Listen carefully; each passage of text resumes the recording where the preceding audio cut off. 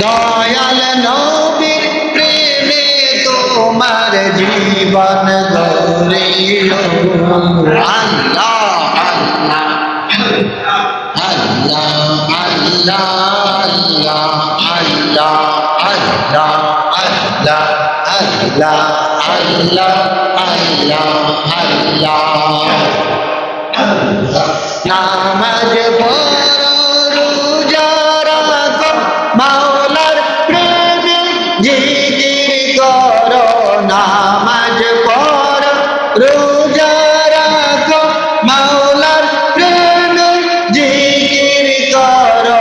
মাওলার প্রেমে করলে জিকির, মাওলার প্রেমে করলে জিকির গুনাহ হবে মাফ। প্রাণ ভরিয়া ডাকরে বান্দা মন ভরিয়া ডাক। আল্লাহ আল্লাহ মাশাআল্লাহ। মোহাব্বতে প্রাণ খুলে আল্লাহ আল্লাহ আল্লাহ আল্লাহ আল্লাহ আল্লাহ আল্লাহ। ও দয়াল মাওলা রে, কোন নামে যে ডাকি তোমারে।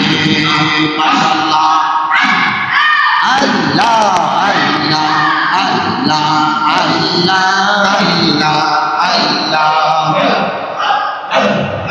ও প্রাণের মাওলা রে, কোন নামে যে ডাকি তোমারে।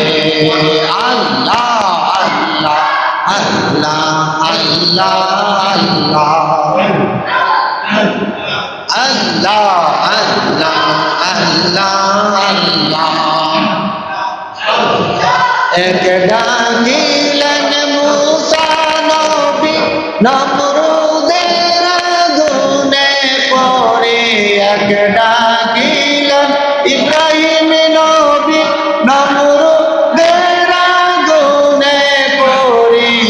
আগুন হইল ফুল বাগিচা, আগুন হইল ফুল বাগিচা, একটা পশম জ্বলল না। মাওলা প্রেমের খেলা কেউ বুঝে কেউ বুঝে না। আল্লাহ তোমার প্রেমের খেলা কেউ বুঝে কেউ বুঝে না। এক ডাকিলেন মুসা নবী তোর পাহাড়ে গেলেন চলে। এক ডাকিলেন মুসা নবী তোর পাহাড়ে গেলেন চলে। মাওলার প্রেমে রইলেন পরি, মাওলার প্রেমে রইলেন পরি। একদিন পশম জ্বলল না। আল্লাহ তোমার লীলা খেলা কেউ বোঝে কেউ বুঝে না। আল্লাহ তোমার প্রেমের খেলা কেউ বোঝে কেউ বুঝে না।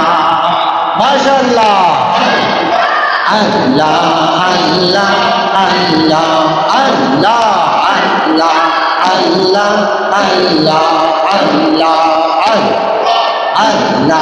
আল্লাহ আল্লাহ আল্লাহ লা ইলাহা ইল্লাল্লাহু আলাইকুম ওয়া রাহমাতুল্লাহি ওয়া বারাকাতুহু। সালাম দেওয়া হইল সুন্নত আর উত্তর দেওয়া কি ওয়াজিব। আপনি সালাম দিলে আসসালামু আলাইকুম, সে পাইল 10টা সওয়াব।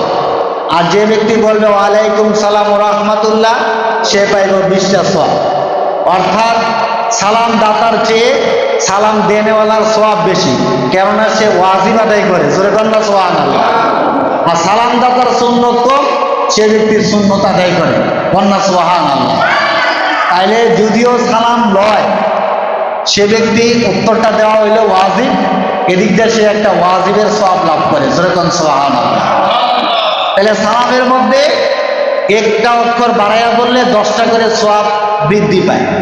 যেমন আমি বললাম আসসালামু আলাইকুম, আপনারা বললেন ওয়ালাইকুম সালাম ওয়া রাহমাতুল্লাহ, তাইলে আপনারা 10টা সওয়াব বেশি পাইলেন।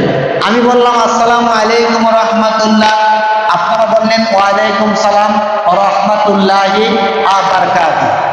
আমি বললাম আসসালামু আলাইকুম ওয়া রাহমাতুল্লাহি ওয়া বারাকাতুহু, আপনারা বললেন ওয়ালাইকুম সালাম ওয়া রাহমাতুল্লাহি ওয়া বারাকাতুহু ওয়া মাগফিরাতুহু।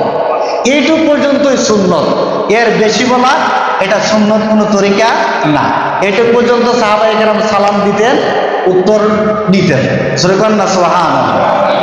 এইভাবে আমরা যদি সালামের শব্দগুলো বাড়াইয়া বাড়াইয়া বলি, তাহলে প্রতি শব্দে শব্দে কয়টা করে সওয়াব বাড়বে? 10টা করে সওয়াব। তাহলে আমি আবার সালাম দেই, আপনারা উত্তর দিবেন। আসসালামু আলাইকুম ওয়া রাহমাতুল্লাহি ওয়া বারাকাতুহু। সবাই বলে আলহামদুলিল্লাহ।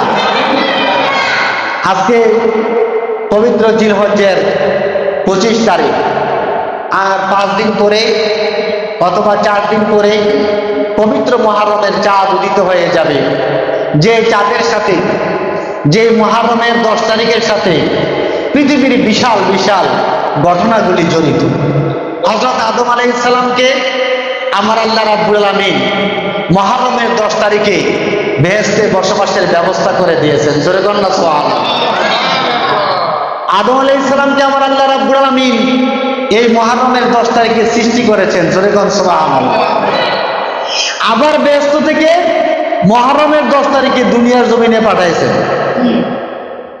আমার আল্লাহ রাব্বুল আলামিন একদিনে পৃথিবীটা কিয়ামত হয়ে যাবে এই 10ই মুহররম। জোরে বলুন না।